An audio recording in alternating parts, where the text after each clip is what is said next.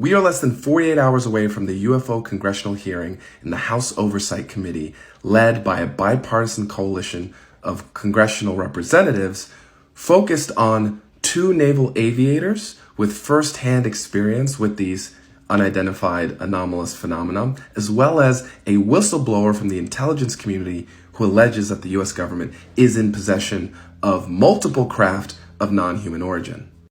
In my last video, I covered some of the hearing details. The hearing's taking place next Wednesday, July 26th at 10 a.m. Eastern. I also covered the first of the public witnesses, David Grush. He's the intelligence officer who used to deliver the presidential daily brief on behalf of the NRO and the NGA, and he's the one with the allegations of the crash retrieval and reverse engineering program.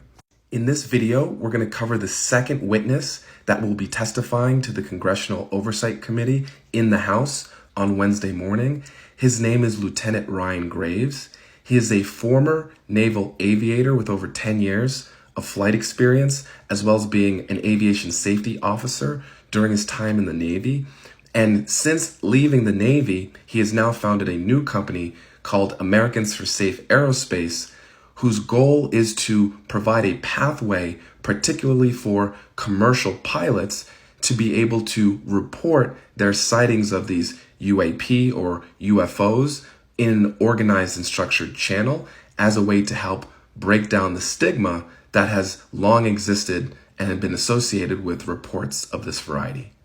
There are two things we expect to see Lieutenant Graves testify about on Wednesday morning in front of the Oversight Committee. The first of which is detailed in this 2019 New York Times article that discusses the time period between the summer of 2014 and March of 2015, where Lieutenant Graves and his other fellow Navy aviators, as they were training off the coast of Virginia and Florida, off the aircraft carrier, the USS Roosevelt, they were experiencing on a near daily basis what appeared to be these gray cubes inside of clear spheres operating at their entrance and exit points into these training areas.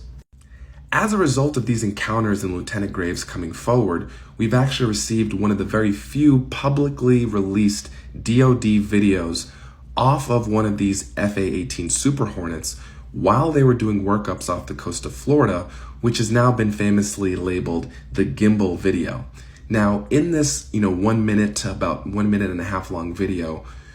we are able to see through one of the forward-looking infrared cameras on the Super Hornets a gimbal-shaped object traveling from right to left across the screen against the wind. And thanks to additional witness testimony, we know that not only was that gimbal object in the air, but it was also being flanked by a series of about 4 to 6 other objects that were smaller in size and similar to those gray cubes inside of a clear sphere. And as they were moving against the wind in one direction, they very abruptly changed direction and proceeded to go in the opposite direction in what was an unusual aerodynamic maneuver. So one of the points of contention on the gimbal video is that the publicly released version is a shorter version of a much longer 4-minute video. And in that longer version, we are able to see the craft perform some of those fantastical aerodynamic maneuvers. So one of the key points is, for what reason are DoD not releasing that version of the video to try to tamp down, again, a lot of the uproar about what are these things that are flying around?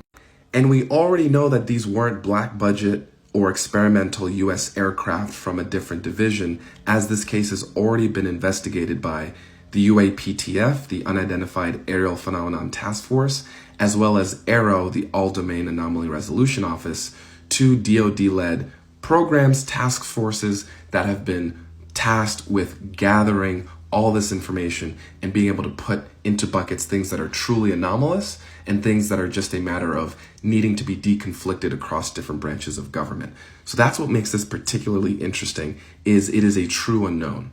The second thing we expect to see Lieutenant Ryan Graves testify about on Wednesday morning will be that since he started ASA, Americans for Safe Aerospace, earlier this year, he's already received 30 commercial airline pilots as whistleblowers who've come forward saying they're also experiencing UAP across their commercial flight paths over the continental United States in a similar fashion to what Lieutenant Graves and his fellow aviators experienced in 2014 and 2015. And not only that, but the fact that the frequency of these sightings is actually increasing and intensifying over time.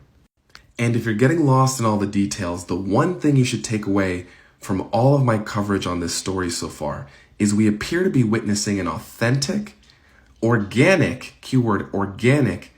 constitutional struggle between the legislative branch and the executive branch over who has the authority over UFO materials. So stay tuned for part 2 to learn about Commander David Fravor, the third witness, and everything we learn about at the upcoming hearing.